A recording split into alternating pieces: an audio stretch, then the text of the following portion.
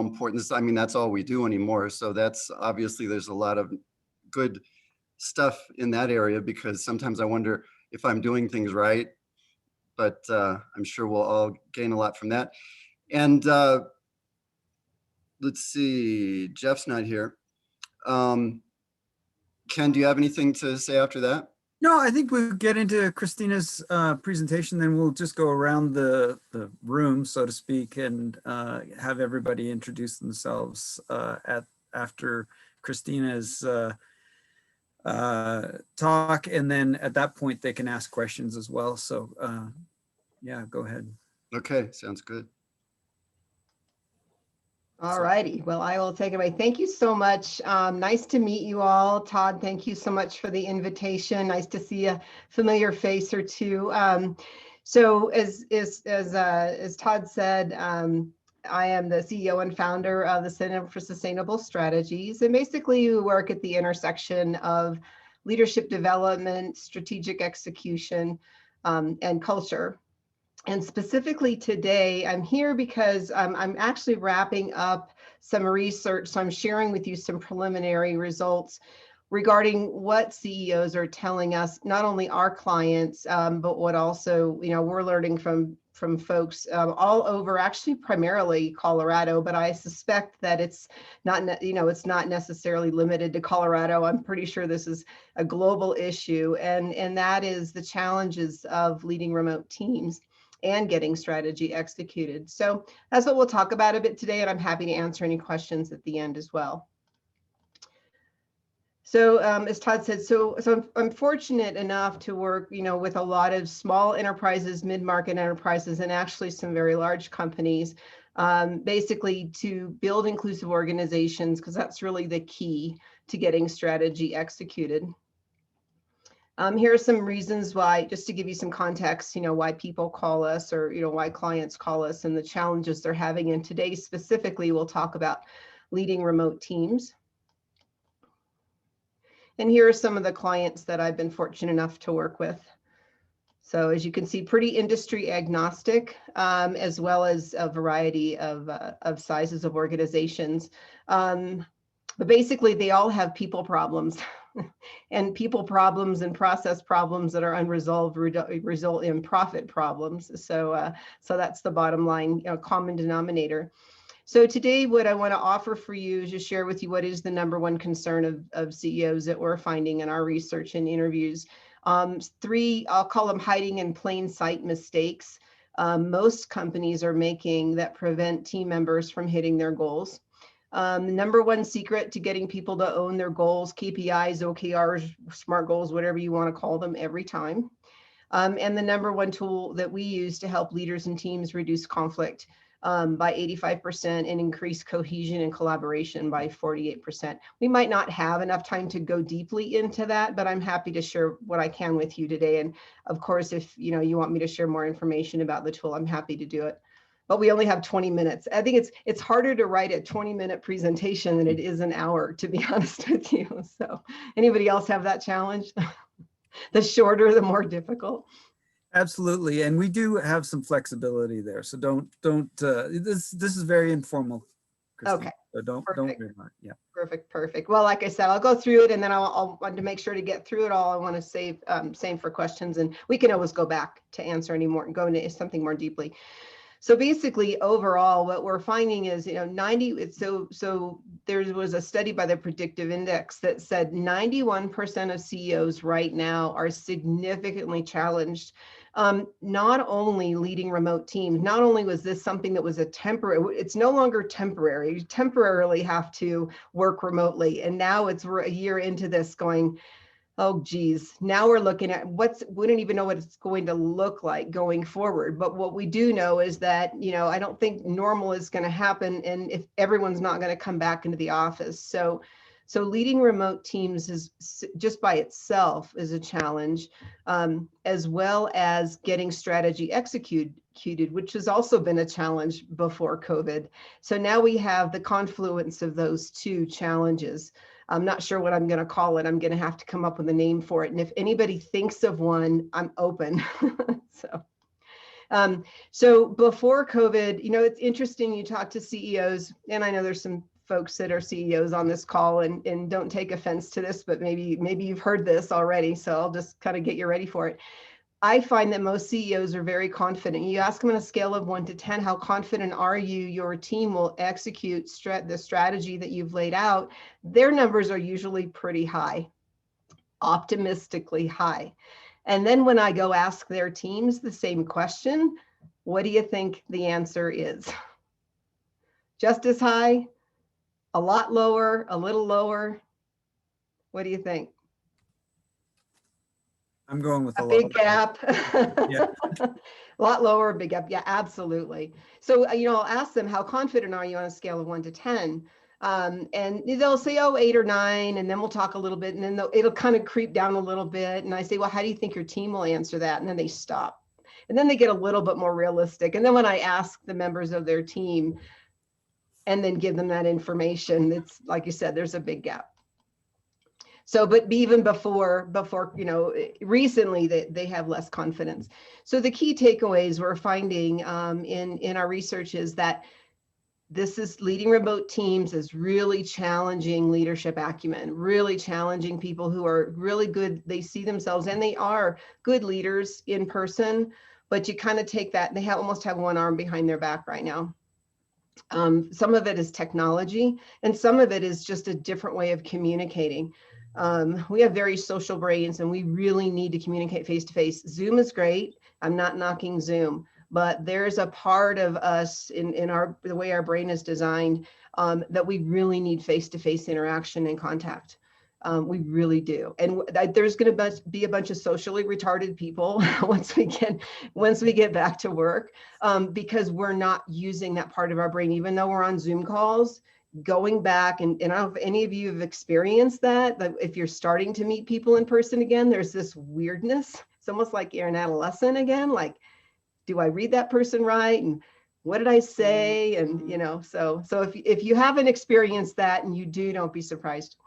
The other thing it's amplifying right now is a lack of cohesion. Everybody is stressed, really, really, really stressed. I spent 25 years as a marriage and family therapist, and I've seen stress, but now I'm seeing global stress, to be honest with you. And individuals are really stressed, which also results in a lack of connection and cohesion for the team. Whether it's one member of the team or multiple members of the team, they have personal issues, they're parenting, while they're working, they're schooling from home. Good gosh, I just don't know how people are doing it and working and being productive. So that's definitely amplifying lack of cohesion and conflict in teams. And it obviously reduces productivity in terms of all this remote work. And it definitely has reduced a leader's confidence in their team's ability to deliver on results.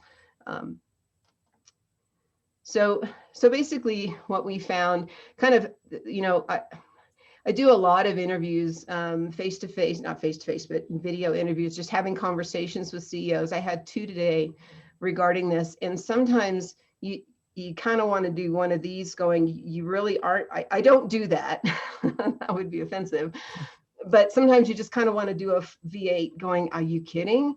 Like, you don't do that, or you are still doing that. And it's interesting how COVID has actually forced a lot of companies to really look at how they measure success and how they measure results from an individual contributor standpoint, which probably needed to happen anyway. I think COVID just kind of forced the hand of some companies doing a much better job of being clear about what done looks like. I was talking to a CEO today who said, what he's finding is that, and he's at the VP level, and so he supports people at the director and the manager level. And he says, a lot of managers, people who have, who are in that middle position, when they were on site or in the office, felt like they could manage, but they weren't really managing, they were micromanaging. And now that they can't see their employees, they're micromanaging even more because they don't trust that the employee's doing what they need to do because they can't see them. I see that happen more at the middle management level as opposed to higher up at the executive level, but it's a real issue because it trickles up in many ways. So what does done look like? I think is that lack of clarity that I'm seeing, that it's kind of, thrown the covers off of problems in companies and for leaders and teams. The next is failure to, kind of speaking about trust, failure to redefine individual scorecards or accurately measure success in a role, especially for people who are not working remote or who are working remotely. And the third hiding in plain sight mistake is that when we set out and we decide, okay, we have to have a plan. We can't just bebop around anymore, hoping we're going to wait for, the election to be done, or we're going to wait for a vaccine, or we're going to wait. Companies can't let grass grow under their feet, and they have to make decisions. They have to create some kind of plan that is somewhat flexible for who knows what. So that's great that you see some companies actually really now going back to planning, even though they know those plans can change. But one of the things that, and this was true before COVID too, which is we haven't figured out what we're going to stop doing. We can't just keep doing more and more, especially now when people are spread so thin as it is. So they're not answering the question, what are we going to stop doing if we're going to, if we're going to take on this new initiative, or if we're going to implement a new change. And so those are the three, at this point in time, preliminary hiding in plain sight mistakes I see that are made. So the number one secret to getting people to own their own goals, KPIs, OKRs, or whatever you want to call them, is absolutely including them in the process. Now with leading remotely, one of the things I hear over and over again as a solution is over communicating. And I don't think there was, in some companies, there wasn't enough communication, especially whether you were in the office or remote.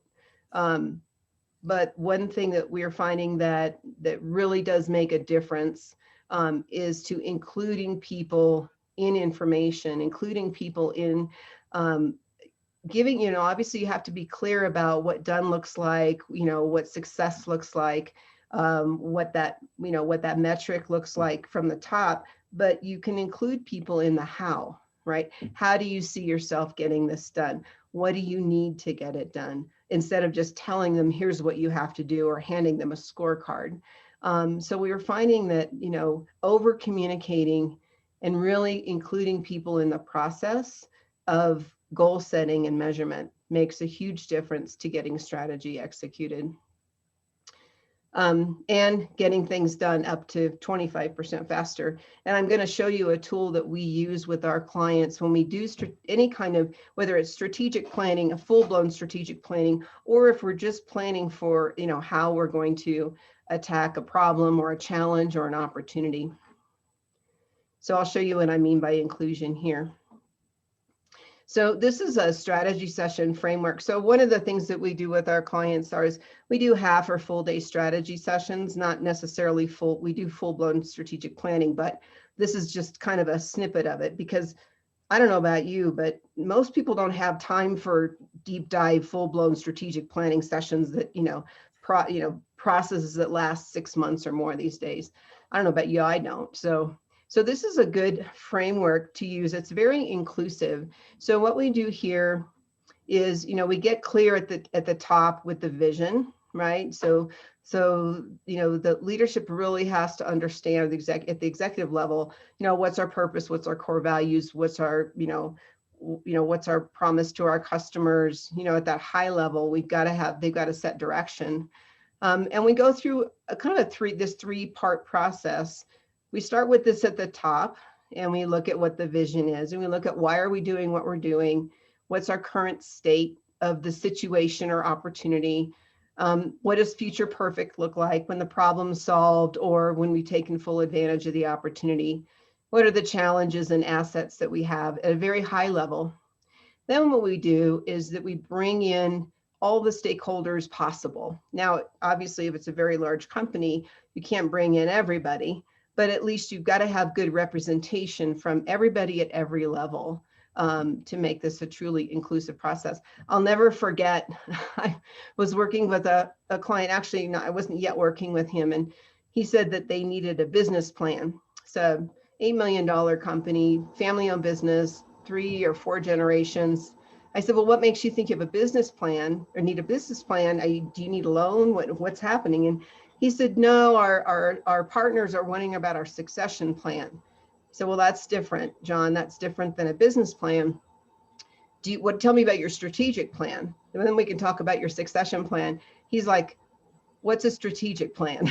I thought, oh, well, that's where we had to start. So I said, well, our process is a little different. It's not you and I sitting in a room figuring it out and pushing it out to your 21 employees. It's all hands on deck. Everybody's part of the process. And there was a silence at the end of the phone. And he said, everybody, and you could hear that hesitancy and almost fear in his voice, like everybody's involved, like almost he didn't know if that was going to be possible. Sorry to interrupt, but you have them for all 3 of these, the vision, the key initiatives, and the next steps. You have them for that whole workshop. Okay. Absolutely. So we start with at the executive level. We start with the vision, right? And we make sure that's clear at the executive level. Then we bring in all the stakeholders to participate and kind of reiterate the vision again. Oh, okay. Right. Gotcha. Right. People who can make decisions, right, in this part. And then we continue with the next part, which then we talk about what that initiative is. Again, then with representation, if it's too large a company, with representation from each level, each department. It's got to be a really good, diverse cross section of representation in the rest of the steps. So we talk about what are the interdependencies, what are the big pieces, what's the priority order, and so people who are going to be responsible for execution need to be part of this process. Yeah. Right. To take ownership and have skin in the game here, and come up with some of the hows. Right. You can't think of all the challenges you're going to come up with against if you're in a silo, right? And you don't get good information from everybody who's going to be responsible for or be impacted by this change initiative.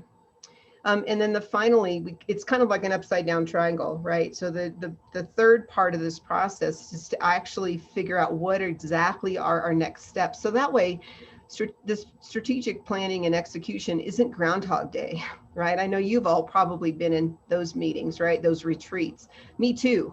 So like, that's enough. So we need to figure out what next steps are, and next steps include a timeline.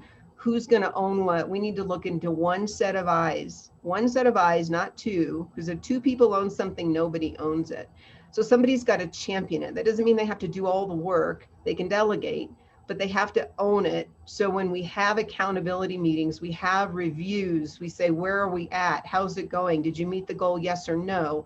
What do you need to do that? If no, you have one person who's going to come back to the table, right, and be responsible for making sure that happens.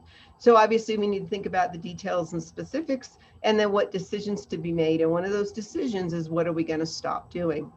And that's where that happens here. So this is the framework. I'm happy to send anybody a copy of this slide. Use it.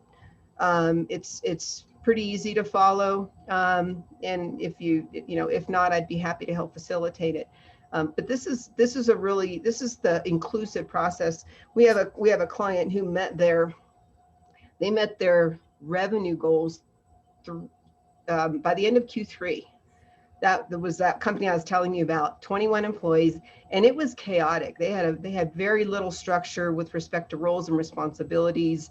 It was chaos, to be honest with you. But they went through more of a longer term session because we had to do some other things with them so that they could execute.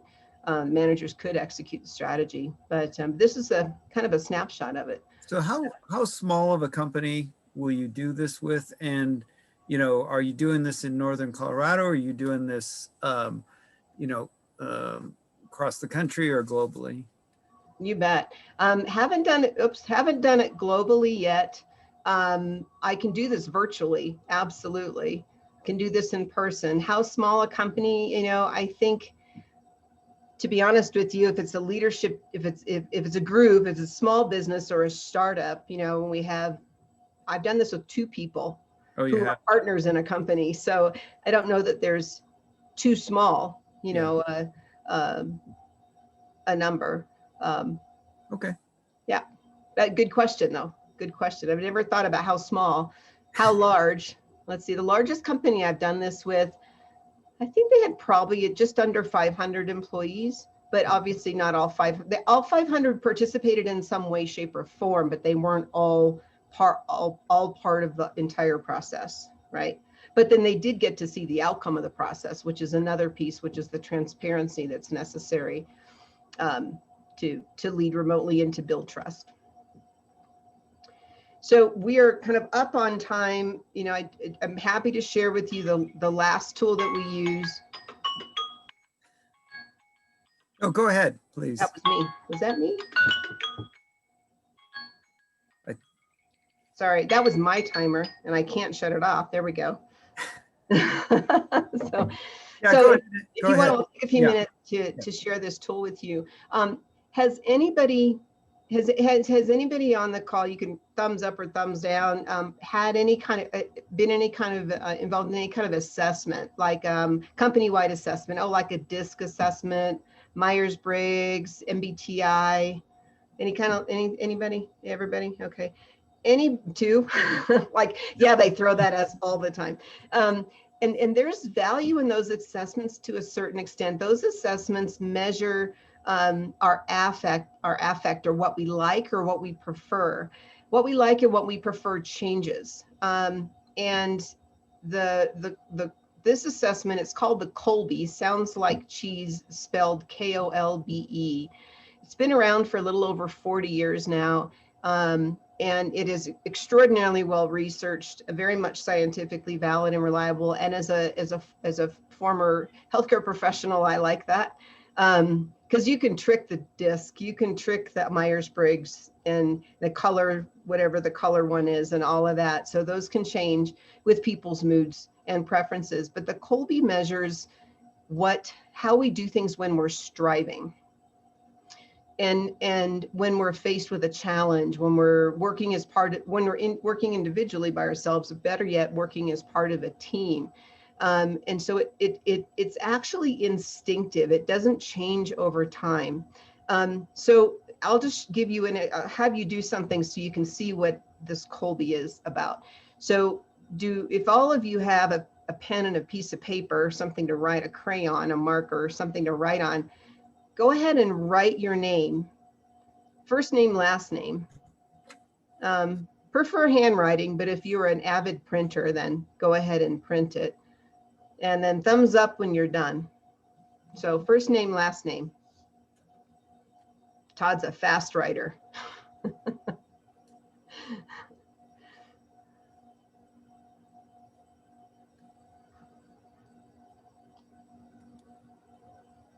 All right. Anybody need more time? Okay. I can't see everybody, so sorry if you do and you said yes. All right, so go ahead and put your writing utensil in the other hand. And now write your first name and your last name again, just like you did it the first time.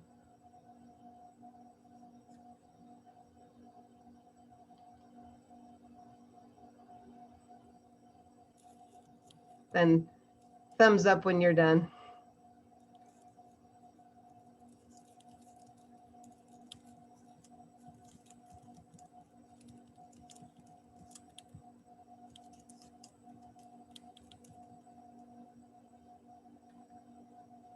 All right, can't see everybody, but I'm thinking everybody's done at this point in time. So go ahead and feel free to just unmute yourselves, and I'll call on each of you randomly and see what you thought about that, how that felt. Todd, I'll have you go first because you're the first one, and then Allison's next, then Ken. So Todd, what was that like for you? It was really awkward and strange, but the outcome was actually a lot better than I expected it to be. Did you do it in Chinese or did you do it in? No, I did it in English, but it was like, Yeah. I didn't expect it to turn out as good as it did. It almost looks, it's just, I didn't use as much pressure. It was interesting. One is light and one is dark. It was awkward, but it actually turned out better than you thought. And if you're brave enough to show the camera, go for it. We're I all don't know friends if here. it'll focus. There you Yeah. go. Anything said in no that's- global happy hour stays here. Okay. Except for the recording. Oh, darn it. Shoot, we'll have to edit that. All right. So thank you, Todd. Allison, how about you? What was that like? Annoying, but Annoying, nothing. yes. It's not where I like it to be because I'm a perfectionist and I know that, but I'm ambidextrous in most things. The only thing I'm not ambidextrous in is handwriting. I got you. So it was Oh. annoying for you. It was Yes, doable, but annoying. Yes. Oh, come on. Nope. Got it. Okay, if I do. There you go. We can see it now. You're going to- Excellent. Awesome. Thank you for your bravery. Okay. All right, Ken and then Doug. What was that like for you? It was super annoying. Super annoying. Super annoying. Oh. And My words here. the second one was way worse. than the Oh, first. it wasn't better like Todd's. It was way Oh, no. worse. Oh no. Yeah. Yeah. So if I take Todd's comments and Allison's comments, yeah, mine was way worse than Todd's, and mine was I wasn't it just was not not pretty. I'm not showing. More it. annoying than Allison. And I'm not showing showing it anyway because we're recording. I love it. Thank you. I appreciate your Todd honesty. did cheat and do it all in caps for the second one, I believe. There's a workaround. I for only it. write in caps. That's my excuse. I forgot how to write in cursive. Oh my gosh. Perfect. So Doug, how about yourself? What was that like for you? It was gruesome, and what I was thinking about was the Yankees drafted last year a catcher who catches and throws ambidextrously. And I started to think about him and just think about what an amazing person to be balanced like that. Pretty extraordinary. I was reading that he was practicing both. Some days he practiced, with one glove, and the next day he practices with the other glove and does everything completely opposite. So even switch hitters, right? If you've ever tried baseball and tried to do your opposite side and you're not ambidextrous, it's very uncomfortable. This is just chaos on this. Yeah. Oh gosh, gruesome chaos. I love it. What should we take away from chaos? Yeah, right. That's perfect. Thank you, Doug. I appreciate that. So Janet and then Kendall. And if you don't want to share, you can just say pass and we'll forgive you and torture you another time. Oh, Janet, you're muted.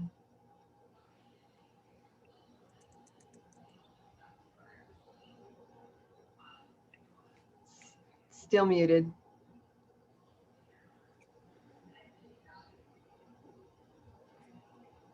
There we go. Can you hear me now? We can hear Okay. you now. Yeah, I have a funny story. I actually broke my right shoulder in December of 2017. So for the first 3 months of 2018, I learned how to do everything left-handed because I was in a sling.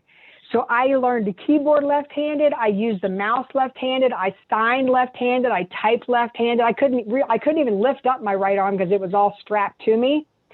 So my takeaway from this is I can't believe how quickly I lost all of that ability to work left-handed because my signature is horrendous. Can you see it? Oh yeah. How bad it is? That's pretty Yeah, horrendous. you can. Yeah, I thought it would look because I got really good signing my name and everything left-handed for 3 months, and I lost all of that ability just like that. Oh, well, I'll tell you why when we're all done. But yeah, it's surprising because you think it's like Doug was not saying pinch hitters and somebody who's practiced 10,000 hours. And the bottom line is you stop that practice and you go back to what's instinctive. Handedness is instinctive. But I'll tell you what else is instinctive when we're done. All right, perfect, Janet. Thank you. I appreciate that. Kendall, and then Seth. Yes, I think it took me longer.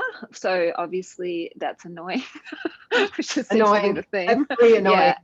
And I feel like it looks like I'm about 80. It's all a bit wobbly.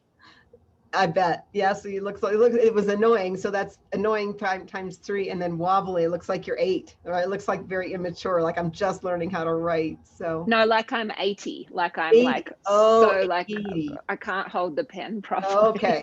Well, that makes sense too. Okay, perfect. All right, Seth and then Allison. What was that like for you?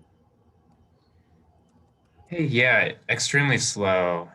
You really have to take your time with your left hand and brings up, at least for me, a lot of stress. But actually, it's a little bit more proper looking. Like when I write with my right hand, I'm almost scribbling, so I'm writing really fast. Maybe I don't know what that is, but my left hand is much more proper, but it just takes so much longer. Which is annoying. That's the It is formula. very annoying. It's Yes. stressful and annoying and slow, right? Yeah. Yeah. Gotcha. Excellent. I appreciate that. Thank you, Seth. How about you, Allison? And then somebody called Fireflies, which will be really interesting. Yeah, hi everybody, Allison from Arizona State University here. So yeah, kind of a lot of what everyone has said, like the kind of frustrating piece. And it's interesting, I've been thinking a lot about how, we do so much typing, right? That we write so seldomly that I get frustrated writing at all, even with my right hand, because it goes so much slower than my brain does. And I type so much more. And I don't know how many of you have maybe breached into talk to text. I've sort of gotten into that now, and now I'm sort of addicted to it because I can get so much information out in such a quick amount of time. And you learn the little tricks, on how to make it punctuation, proper and all of that. But it's interesting. It's like I'm getting further and further away from being able to write nicely with either hand, which is not good. And so it's interesting what technology is kind of doing to us, handwritten letters are so anyway, it brought up a bunch of that for me too. Awesome. Yeah, very, very true, right? And so it was slow, it was cumbersome. Your brain works really fast, you think really quickly, it didn't happen fast enough, and you realized you were kind of out of practice because you do so much typing, or you use Otter AI, right, which is a wonderful transcribing tool, recording and transcribing tool. A little hint for you guys if you don't already have it, it's awesome. It's OTTER, like the animal.ai. And so the last person I've got is Fireflies. I'm wondering if you're on the phone or in video. And still muted. And if Maybe not. Yeah. Is that not a transcribing service too? Note taker Russ. Anyway, I would. Yeah. Okay. Well, I don't want to leave anybody out. So if we figure out how to unmute and want to participate, we're fine. So I heard a lot of things, right? It's slow, it's annoying, it's gruesome, it's chaos, it's just really hard. It takes a lot of thought and time. So handedness is instinctive.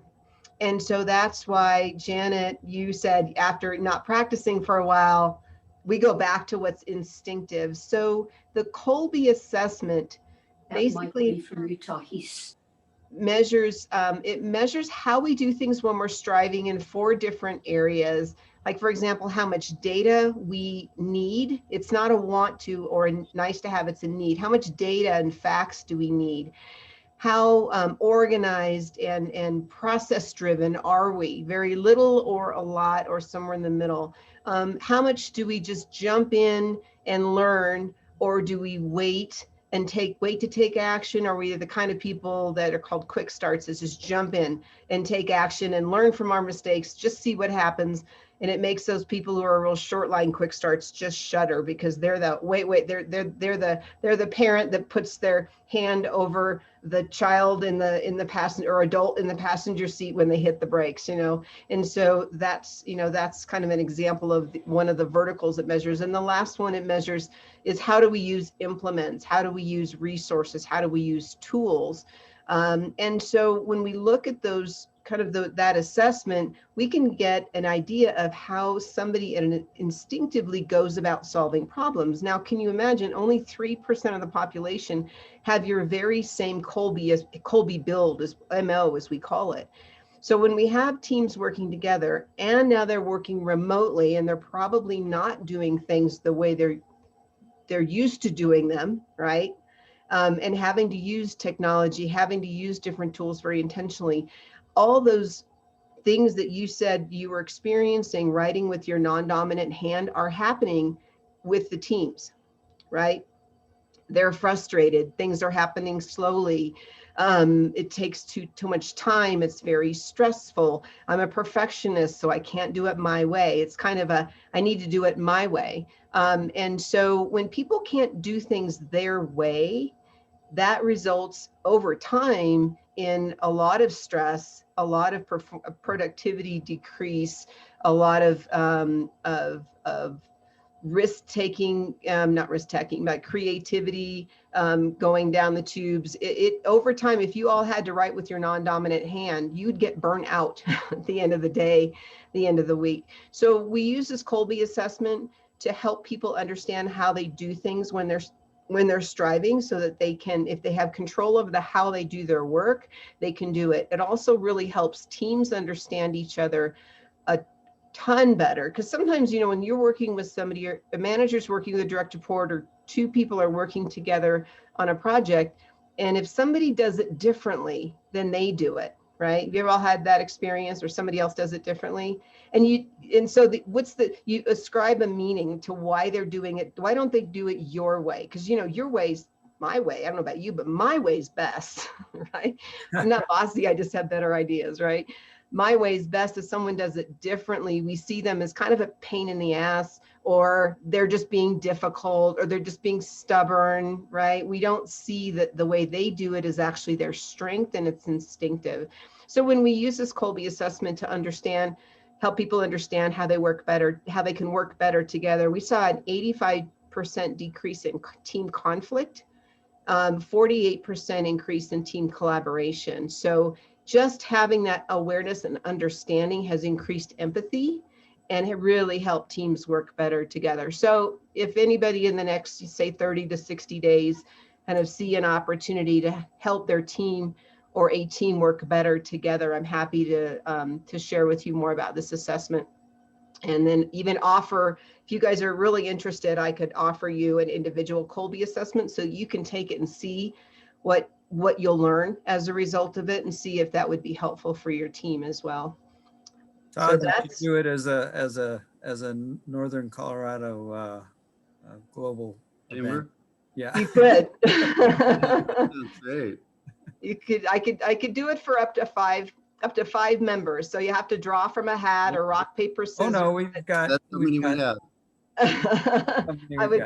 I would be happy to do that. Advisory board, yeah.